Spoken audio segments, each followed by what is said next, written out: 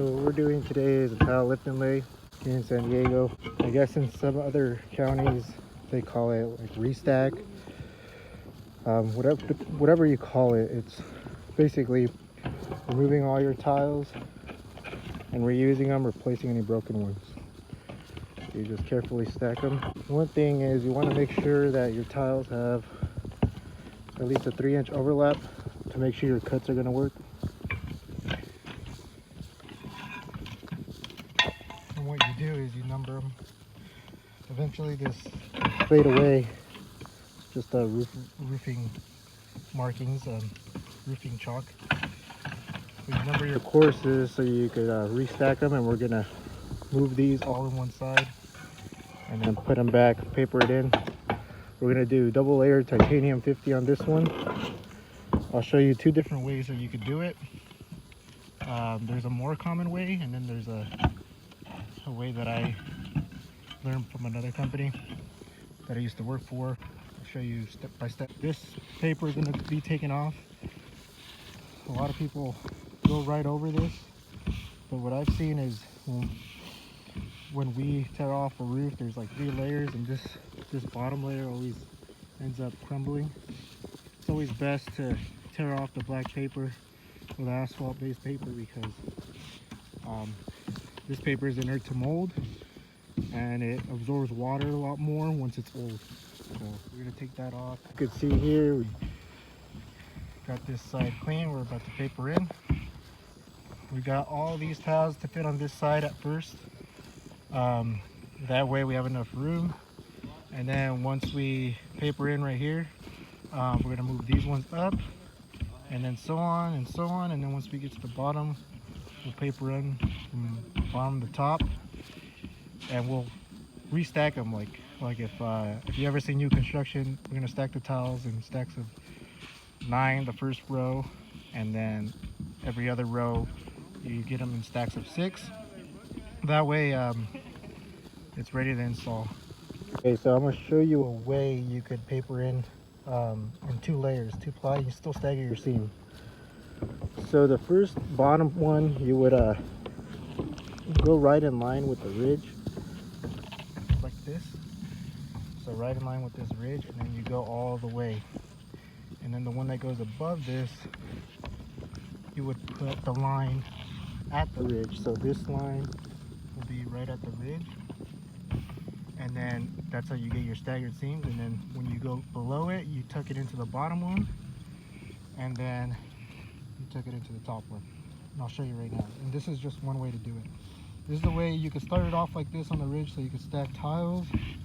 You could do the whole house. I mean, what's your guys' opinion on this? I know there's a lot of opinions, and there's many ways to do it, but I'm gonna show you 2 ways you could do it, and just let me know what you guys think. Right here. Now, the top one, I'm gonna make sure this lines up. The top one, you put at this line right here, and then when you tuck in the next one, this top one you put right here at this line, and the next one you're going to tuck in underneath this one, and then the second one you're going to tuck underneath that one, and you keep on going like that all the way down. See this next row, we put it on the bottom of this one, right? So it's staggered. The next one we're going to put it on the bottom of this one. So there's your 2 layers. You have 2 layers here, and then staggered, and then that also goes underneath this one. So this one goes underneath this one, and the next one's going to go underneath this one. After this, it's going to look like 1 layer, but on the bottom of it, it's 2 layers. When you tuck in the bottom one, and then you're going to tuck it into the top. So here's the second layer. See how it still looks normal, but at the bottom, see how they're still staggered. So the next one, we're going to go underneath this one, and then the top one goes underneath that one, like this. So this one, see, it went underneath this one, and then this one's good right here too. So they're still staggered. It's a way to do it. On the next clip, I'm going to show you how to do it with 50% overlay. So we're stacking all the tiles right here. So before we stack them, I mean, right now it's just so we could pull all the tiles from down here, put them up here, we marked our lines already, or chalked them. 13.5. The first course, the very first one down there, your chalk line has to be like at about 15.5, and then the rest has to be at least 13.5. One thing you have to take note is right here at this little pop out, your tiles have to, see right here, these ones that are coming down, since it's a new row, these ones are going to be marked at 15.5. So from here to here, 15.5. And then so you know that right here it has to overlap 3 inches up. So you have to mark this one from here to that first course down there, and then divide it by, either you could do it by the courses, or you could measure it if they are, you know, because sometimes when you have an old house, the track home builders were like at 14 spaced apart, and that's too much. Another thing is, this is where most of the leaks happen. A lot of people will try to say that your underlayment's still good, like if you're doing solar. A lot of people say that your underlayment's still good because they lift up a tile and then they'll feel this part where the tile's not actually sitting down, and they'll say it's good. Your paper doesn't wear here, it wears here where that actual tile is sitting. Like if you see this right here, if you put this tile, this is where the tile will sit, and with weight, see how much goes on. There's no way, if water ever gets behind here, it'll wear this bottom portion right here like this and go sideways, and then make its way down these little on the side. So if anybody goes up there, or any homeowner tries to tell you, hey, my paper is good, I mean, even if you lift up the tile, like right here, let's lift this one up, the next tile below is going to cover it. And if you feel right here, you're just feeling this paper where there's no water travel. Your leaks occur right here where the actual tile sits on the deck. So that's how your leaks happen, and that's when you need to redo your underlayment. See, like right here, you could already see a big crease going, and that will tear eventually, and then you get a leak. See how right here there's no tear yet? Right here it's starting to tear. Just how your tile sits on the paper, that's where you get your leaks. So if you're tearing off, I recommend having at least 4 or 5 people help you out. You'll have one guy taking off a row or 3 rows like this. 1, 2, 3. Work our way this way. The person taking off the tile takes off the tile and the nail, passes it to this person passes it to that person, and that person passes it to this person, and this person passes it up there. So you can bring all these tiles up and without burning out. And you can get it torn off pretty quick if you just work like ants, help each other out. You do one section, just do one side at a time. Don't get too crazy. We haven't even touched this side yet. These cuts are on this side just so we can paper in. Once we paper in, chalk our lines, these cuts will come over here, and then we'll start doing this section. So yeah, it's progress so far. So right here you start off with a half. This is another way to do 2 layers. And you're going to come with the full right here. And then the next one, you're going to overlap it so it overlaps this about 2 inches. So you get your 2-ply. And you'll have double layer with 50% overlap. And right here, you would just measure this at 24 inches because that roll from top to bottom measures 48 inches. So you cut this in half all the way. And you put a full roll, and then your next roll or your next run, it'll be right like halfway down this one, and I'll show you right now. From the bottom right there to right here, there's about 20, so you still get 3 inches of overlap. And then from there, you look at it over here, you get 2 layers still. So you get 2 layers with 50% overlap. And you see how this one on top still overlaps this one on the bottom. So that first one, our half. Here's our full. And then this is 50% overlap. So it overlaps here. You get like 3 layers here. But even with a single layer, you get 2 layers of that lap. People say, well, why do you want 3 layers of overlap? Well, for this one, you have to overlap over this one. So if you do it with a single layer, you would still overlap here, and you would get 2 layers here no matter what. Since it's 2-ply, then you get 3 layers on the lap. So you get 1, 2, 3. And you go all the way up. And then that's how you get another 2-ply. So this is another way of doing it. So our next one will come right here onto this mark. It's about 23 inches from this one to about here. So you keep on going up all the way up, and then that's how you do another way of doing 2-ply. Let me know what you guys think, or if you guys do it differently. So there's this way, and then there's that way, all the way up. So you see right here, we went double layer all the way up, and that's how it looks. And then this one's gonna go underneath that one, and then we're gonna have this little baby roll right here that goes underneath here. And then you see it still reaches the bottom line. Here's the end. This one's gonna go underneath this one, and then this one is gonna go underneath this one. You still get 2 layers, and you overlap. You see that? So that's how you do it when you tie into this one.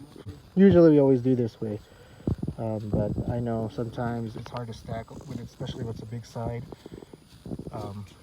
Sometimes you want to get all these tiles up on the roof, and then right now the next step is we're going to mark it for the correct spacing, and then we're going to stack it, and then on to the next one. So here you mark your lines.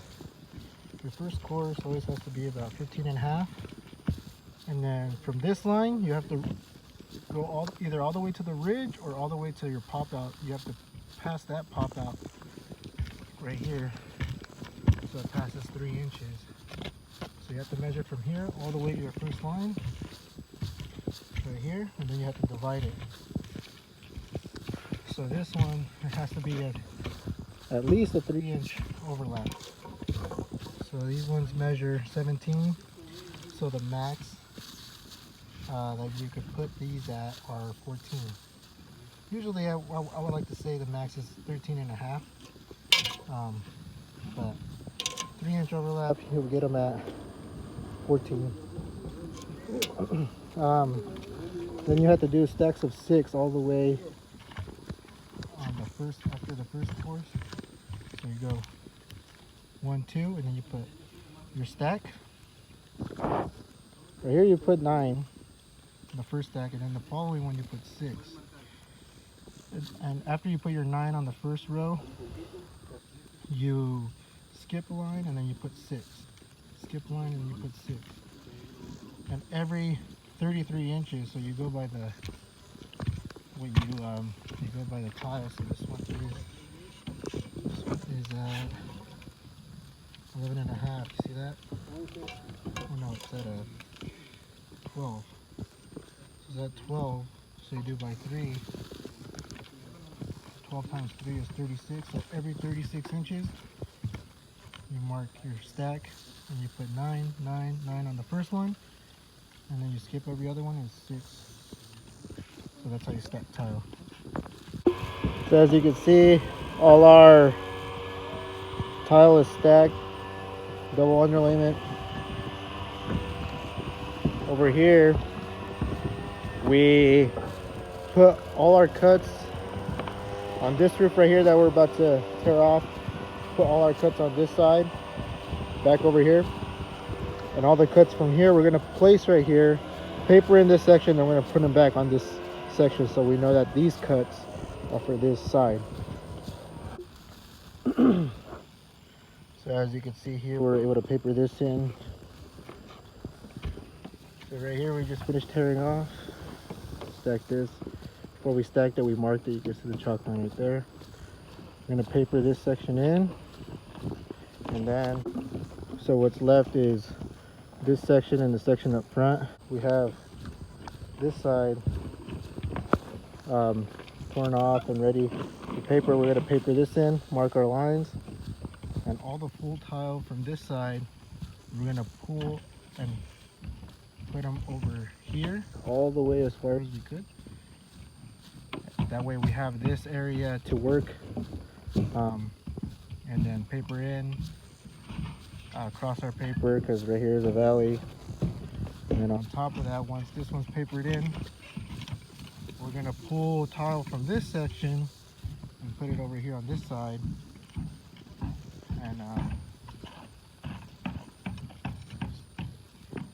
And then after we mark our lines, and then after that, we're gonna paper in this section and then pull those up over here and then stack them right here.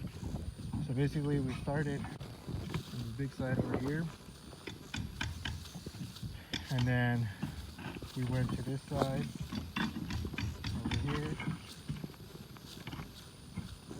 and then we're going to paper in right there, and then we're going to pull from this side over here, and then put them over here, and paper in the side that I just showed you right here, paper in the side that I just showed you, which is this, pull from this tile to this side, and it kind of goes like you're like rotating the tile, because it doesn't matter where you put the full tiles. What only matters is the cuts.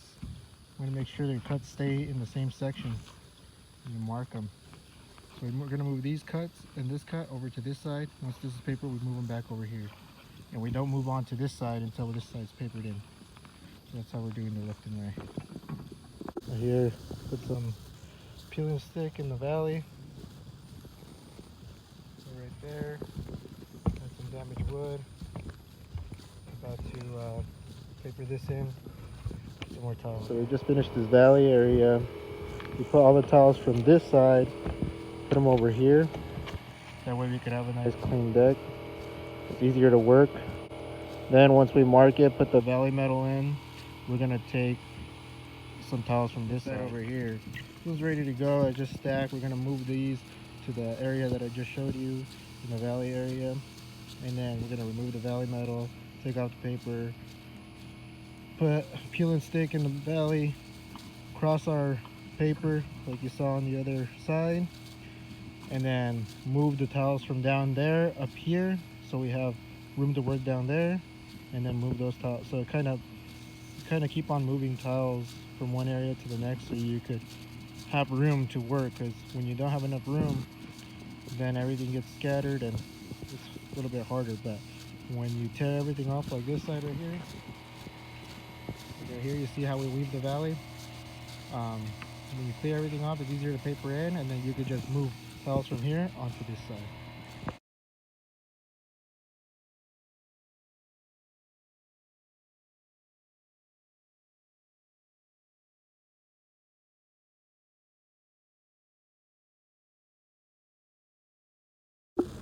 For tile, you will need 2 flashings per pipe or per penetration. So step number 1, you want to put some water cutoff or some modified all-weather mastic. Right now I'm using modified 509 made by Tropical Roofing Products. Put that on the bottom, so just in case anything goes wrong, this is going to dry out the water. It's going to prevent any water from going into this pipe. We're going to install a bib right over this. You want to tuck this layer underneath the lap, whatever close to the lap it is. It could be, if it's close to the ridge, you could just put it up and over. Preferably you want to put it underneath the lap and then tuck it in, so if any water goes in here, it goes onto your underlayment. You want to cut it so there's no moisture getting trapped. Some people just cut a little hole right here, but you want water to escape, even though it won't trap that much, but you want to cut it like a little U, so if any water goes, it comes out back out, it doesn't get trapped. You want to put a bead of sealant, like caulking, any type of sealant like Volcom. Now I'm using Seal Bond. Seal Bond, $4.95. Just put it around Put it around the edges, around the nails. That way you don't have to nail down the underlayment onto the flashing. It just sticks like that. So right here. And then you nail outside the flashing, so it just sticks like this. You see, any water that goes right here goes back on top of paper and then onto the flashing and then back on paper. It doesn't go straight behind the flashing. Like if we didn't have this, it'd go straight behind the actual flashing. Do this, and then if the tile lands right here, sometimes if water gets behind there, it'll hit this corner like this. See how there's no room right here? If water ever were to get behind here, it's going to go sideways, so it'll go sideways in there. And what this bead does, prevents any water from going sideways behind your underlayment. So then you nail this down. Okay, so last steps, you nail down your underlayment. You see I didn't nail onto the flashing. Any water that'll go this way is sealed by that caulking, and then put caulking around the collar. Last step, also don't forget to rub in the sealant. That way you know it sticks. And that's how you do a primary flashing. The only thing left is putting on a secondary when you install tile. This is how you do a secondary flashing. Same thing. You want to make sure the flashing passes which is this pipe boot, passes the tile at least 3 inches or more. I would prefer more like this. And I've seen people cut a little, like it looks like this kind of, and there's still tile right here. If that happens, water will just get trapped and it creates like a little pool, and then it goes to the side. So it's best to just trim it all the way out so water escapes. Because if you trap water like this, for example,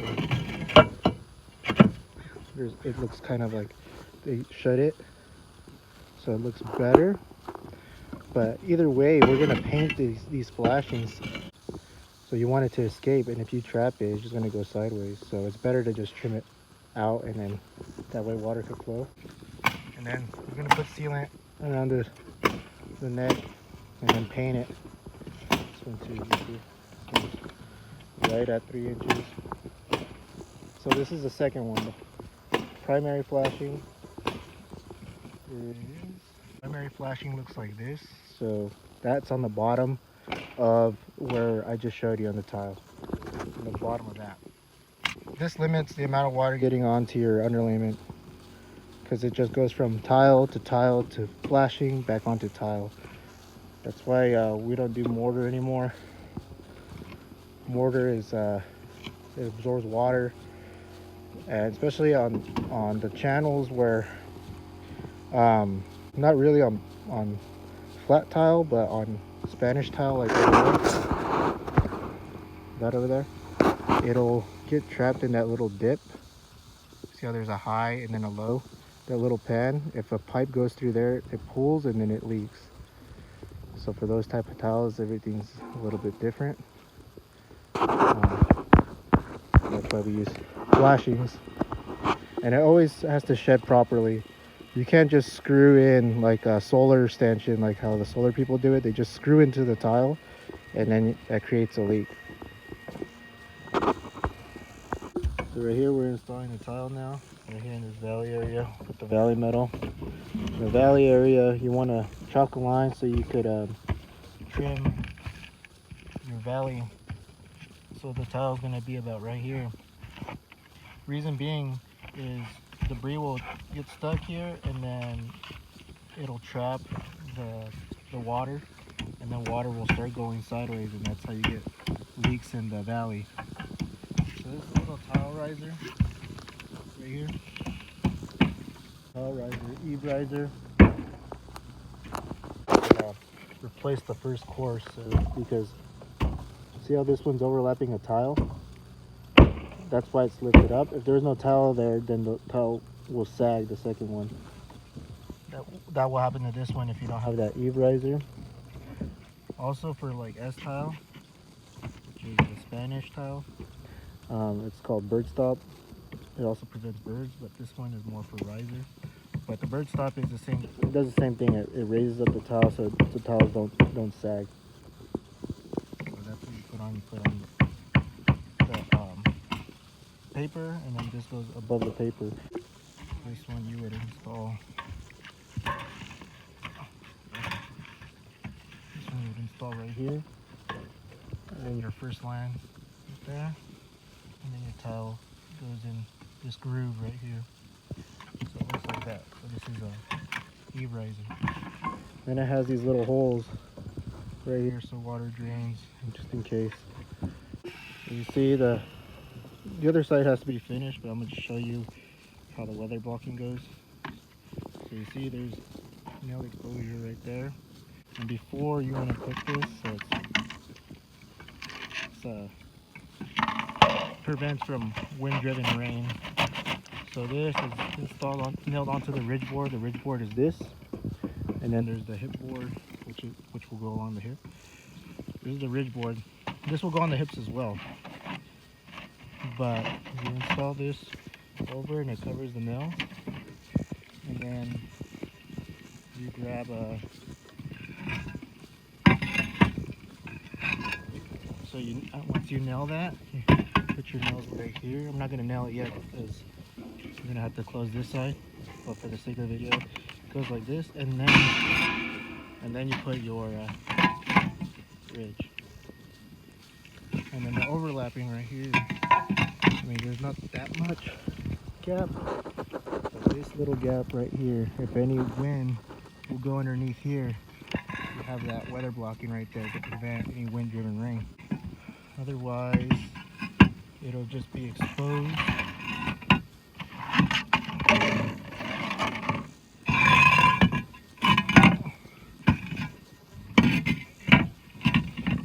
It'll just be exposed like that.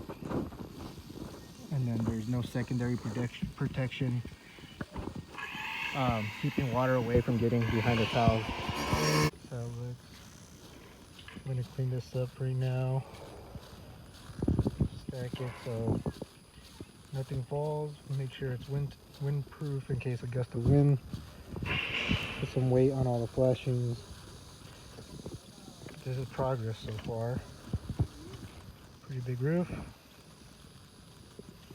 We need to put the weather blocking on the ridge. And then put the ridge tiles. Paint these dormer vents.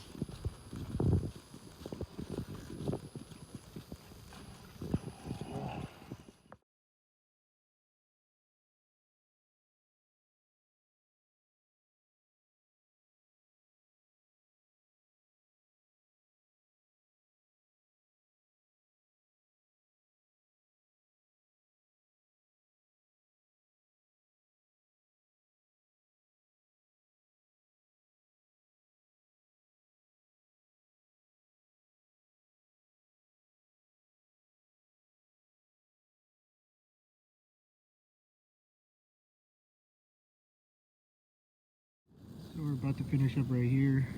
Gonna move the ones from the front to this section. This section right here is pretty much done. You see how this flashing brings this joint higher. The reason why solar companies they do the joint right here, which is lower, which is right where the water travels. This flashing brings the joint higher, and then we seal it right here, so any water flows right under that. That's why these flashings last longer than screwing into the tile and doing things like that. Anything that's with the roof line will leak sooner than later. Sometimes these flashings won't fit. This is a 4-inch pipe, and this is a 4-inch flashing, and it still didn't fit. So what we have to do is you have to kind of fan cut it so it fits, and you seal the neck, and it's still above the flow of water. So this is what you can do with these furnace vents. You always want to put like mastic or sealant, like caulking, so when you overlap this ridge, no, it doesn't shift with the wind or it doesn't lift up because this side's nailed, but this bottom side is not. And it'll help it. So you'll see right here, and then this bottom side, you always want to put just in case of the like wind, just in case it doesn't shift. So there's weather blocking right here, so that prevents any wind-driven rain. Gives you your 3-inch overlap. It's just extra precaution, and then this goes right on top. And yeah.